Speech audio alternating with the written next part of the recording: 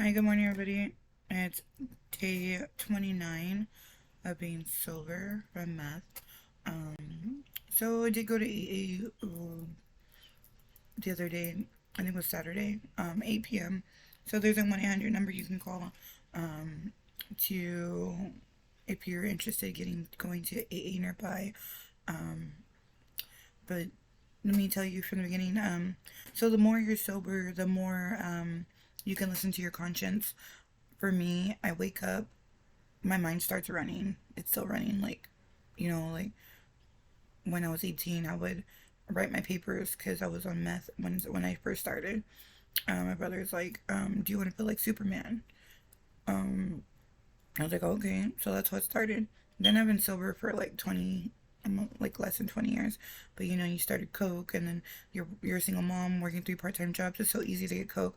I would go to the bar and start talking about it. Like people are upset with me because why are you so open about using meth? Why are you so open about using coke and drugs? You can literally go anywhere. Friends, family, people, random people, they just have that shit in their pocket. Like, I see my dealer the other day, I ignored him. Like, last thing he told me was like, "Fuck you, bitch," because I didn't get money. I'm like, okay, well, people always been telling you, like, help yourself first before you help others. And I never use the money, my GoFundMe account, never use the money for any drugs. So don't don't ever feel like I'm not a bad person. I'm really not. Just the choice is always yours, and my choice was to pray to God the day before I got arrested, um, to give up. Like I love my man so much, and I was like, God, please, like, help me, and I would do anything, whatever it takes to get him back in my life. And the day I got arrested, I was sober. I wasn't drinking. I wasn't using meth. I wasn't, or anything. So, the choice is always yours. Whether you want to, because go buy it, do drugs. Don't take people's stuff to go get the next fix. You're ruining other people's lives too, taking from other people. Just, I'm not attached to material stuff. I learned the hard way because um, just getting stuff taken is just something I'm used to, I guess. I'm like, I'm not attached to material stuff. Yeah, it does hurt when someone takes your things, but you gotta learn how to forget them because it's materialistic. It's items. Like when my moved in from my boyfriend's house to my coworker's house, I was telling him I was putting everything in storage, but technically I was moving my stuff to her house. So I was lying to him, but I told him the truth later. And this girl was not a good person. She stole all my stuff. It's still at her stuff. She put everything outside. She's like, "I'm trying to help you out," but she's kept asking me, "Can I keep your stuff?" Like certain things, and I'm like, "Well, sure, but like, what are you trying to keep?" And then I was like, I need to get out of there, but I had nowhere to go. So a lot of my stuff is in storage, but she came up on a couple of things. I'm not worried about it. Like, and then she had the nerve to text me, tell me I'm talking stuff about her, and I go on. I never once mentioned your name. She's worried about her character. I go, I'm fine. My character's fine. Like, you need to work on you. Like, nobody's talking about you. You feel guilty. That's your conscience. That's on you. Go for it. But you stole my TV. You stole my fan. And honestly, I don't give a damn. It's material. Like, I'm laughing about it now because, like, you do you, girl. Go ahead. You think you came up on me? Go for it. But it's material. So God has me, and she's lucky. Like, I have really good parents because I hope you hurt every day and because you choose to do the wrong thing, but you're not hurting me whatsoever. I'm like, I'll be fine. God keeps blessing me, and I'm gonna continue to bless other people, the right people. So, typically, what I do, I wake up, um, and then I get my conscious just keeps going, my mind keeps running, and I write down numbers, write down what I'm thinking. So I go back to sleep, I'll be tired. Um, so it'll be like a middle of the night and I'll wake up, go to the restroom, or my mind keeps going. So as soon as I write stuff down, then I'll use it for my YouTube channel. So today's message is John 4:48. That's what time I woke up. So if I get numbers, I'll look up scriptures. Unless you people see signs and wonders, Jesus told him, you will never believe. So I've been telling people you have to believe in God like you like kids believe in Santa Claus. We're trying to find our innocence, and it's hard to do that if we're using drugs. Um, so with me, like weed is something I never did, but I use it because I have anxiety now to cope with my depression.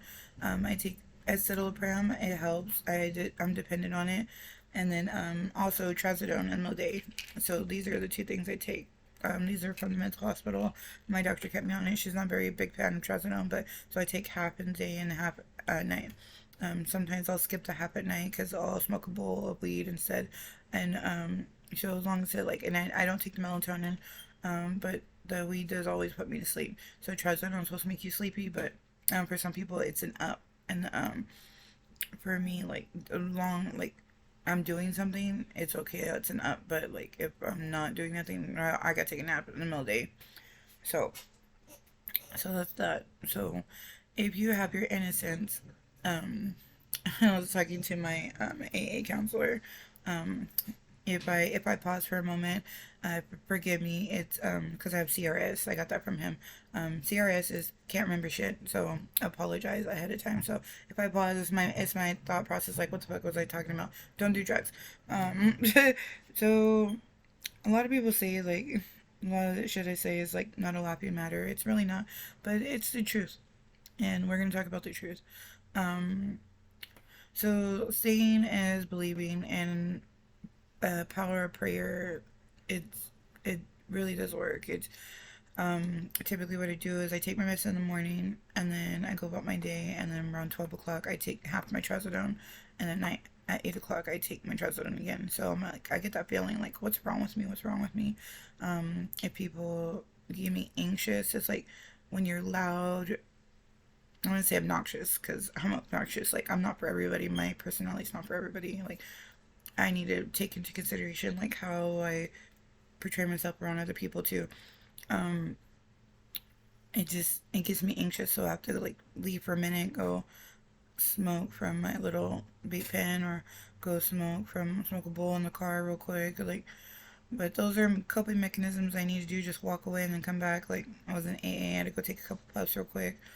Um, but I really do like AA because they say the Serenity Prayer. Um, but but by the end of the day, just the lesson learned is we're not doing this alone. We're in this together, and you have like if you feel like you are having an anxiety attack, just stop and pray because God's always there. Like you might not have drugs, you might not have weed, you might not have someone to talk to but God's always there. You can talk to him. He's listening, and you get that feeling of sensation, like God exists. When I got the children now, so like when you talk about God, you get this chills, like it's always in my arms or my legs, like you get this body sensation, like he's present. That's how you know God exists. So seeing is believing, like just pray, he's always there. Like I'm on my last tank of gas, and like he always provides, and I have never doubted that. I'm like, how am I gonna get to work? And like people know, like when I borrow money, I'm always gonna pay back. Like sometimes with interest, but I always pay it back. Um, so like I'm not that person. Like, and like I went out to a bar and like met somebody new. Like he's a good friend now. Like, but like the doubt he has in people, like those is gonna leave. Like, no, I don't do that. Like, so people don't trust people, but that's drugs talking. So but I mean, just trying to tell him, like, there are still good people in this world. I'm like, dude, you left your bottle there. Like, I left it there for you. Like, but you're good. Like, I'm not gonna come up on you like that. Like, but, but that everybody's not like Jesse either. So, um, I just want to say, God bless you. Um, what's done in the dark comes to light. So, just listen to your conscience and know there is a God. And if you ever feel lonely, make sure you pray and continue to help other people with a open mind. And when people ask about pronouns, um, just relate to them and say whether you're he or she or whatever you want to be called. My pronoun is child of God. And Dios lo bendiga.